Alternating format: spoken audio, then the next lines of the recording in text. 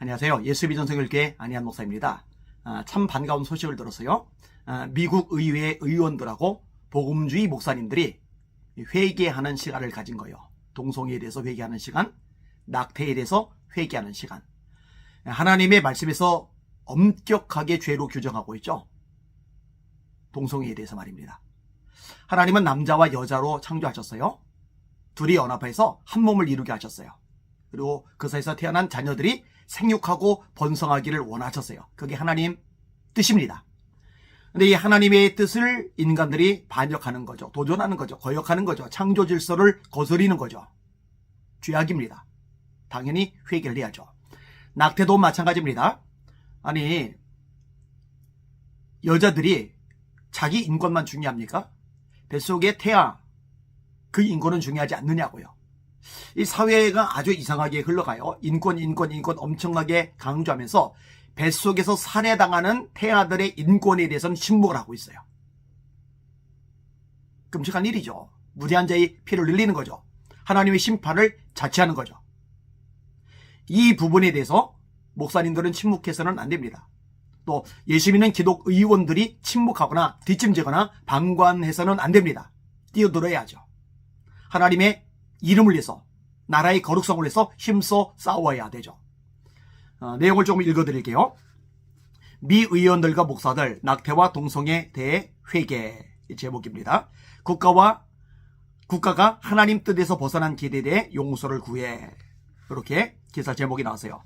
미 의원들과 복음주의 목사들이 지난 1일 워싱턴 DC에는 성경박물관에서 열린 2023 기도와 회개를 위한 전국 모임에 참석해 낙태와 동성애에 대해 회개하고 국가가 하나님의 뜻에서 벗어난 많은 길들을 하나님께서 용서해 주시기를 간구했다고 크리스찬 포스트가 보도했다. 이게 우리 대한민국에서도 일어나면 좋을 것 같아요. 국가 조찬 기도회라는 게 있잖아요. 이때 대통령도 참석하잖아요. 국회의원들도 참석하잖아요. 정부 주요 인사들도 참석하잖아요. 목사님들이 많이 참석하잖아요. 그런데 그냥 모여서 예배를 드리고 마는 게 아니라 이럴 때 회개를 하는 거죠. 하나님, 온갖 악법들 통과된 대한민국 용서하여 주시옵소서. 낙태의 죄를 용서하여 주시옵소서. 동성애의 죄를 용서하여 주시옵소서. 이런 걸 좀 해야 되는데, 그죠? 아쉬운 마음이 있어요. 보도에 따르면 거의 3시간에 걸친 행사 내내 더 많은 기도가 드려졌다. 앤 그레이엄 로즈 등 복음주의 지도자들이 국가가 회개하라는 하나님의 부르심에 응답하기 위해 성경적 권고를 전달했다. 국가가 회개하라. 그렇죠? 미국이란 나라가 회개하라. 우리나라도 이런 메시지 전해져야 됩니다. 국가가 회개하라. 대한민국 회개하라. 회개해야죠.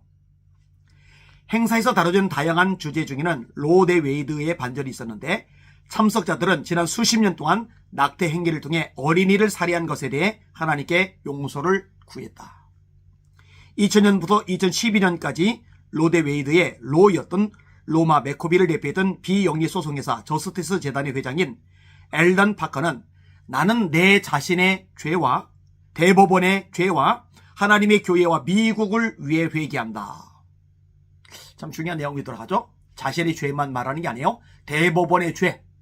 왜? 잘못된 판결을 내렸으니까. 낙태를 허용하는 판결을 내렸으니까. 동성애를 허용하는 판결을 내렸으니까. 여러분 대한민국 대법원도 잘못된 판결 내린 건 많잖아요. 회개해야죠. 국가의 죄를 회개해야죠. 국회의원들이 죄 특히 심하죠. 회개해야죠.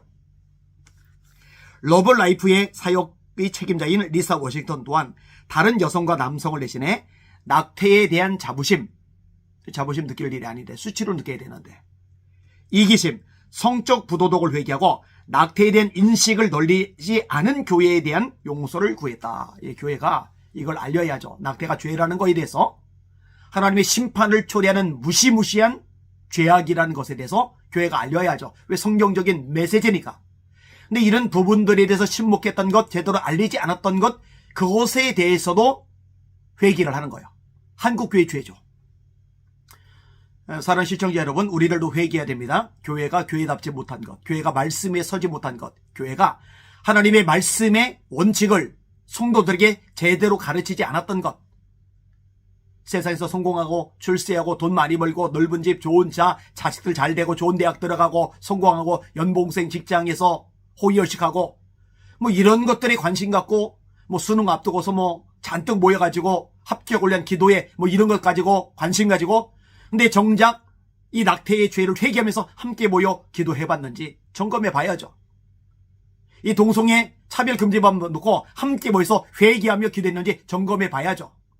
하나님의 말씀의 원리를 담대하게 전하며 회개 메시지를 전해야 되는데 그러지 못한 것 회개해야죠.